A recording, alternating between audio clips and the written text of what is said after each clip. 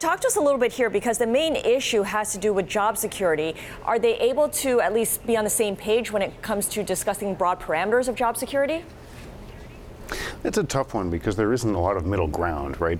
There are some issues like wages, like pensions, where if the union asks for a big number and GM asks for a smaller number, they can meet somewhere in the middle. In this case, it's putting new vehicles or future models in specific plants to guarantee work for those employees for an extended period of time.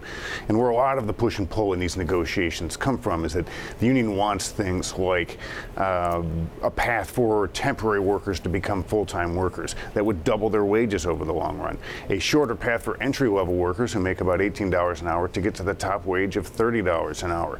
All of those things cost a lot of money.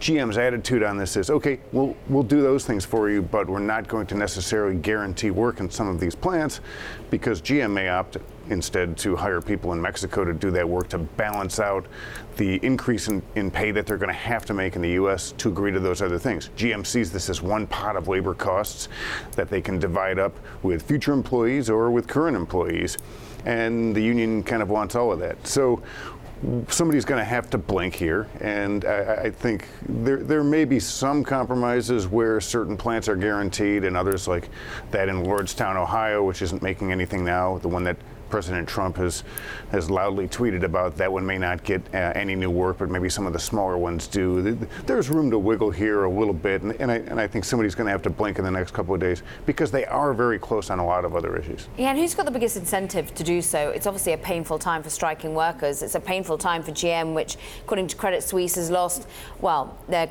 cutting production by more than 8,000 vehicles a day. They've already lost more than $1 billion. Do we have a feeling of who's got the most to lose here?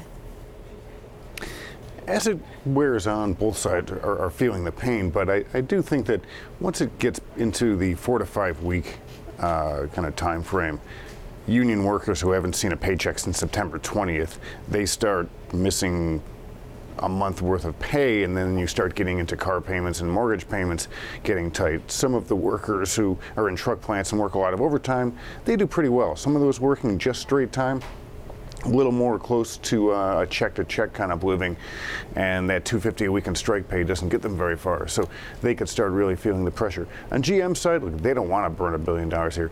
They can make up some of this after the strike by running plants on overtime. Not all of it, but they can make up some of it. Investors will actually cut them some slack because they think in the long run a good labor deal is worth getting. So both will feel pressure, but I think after a month the workers start to get a little more cranky on the picket line.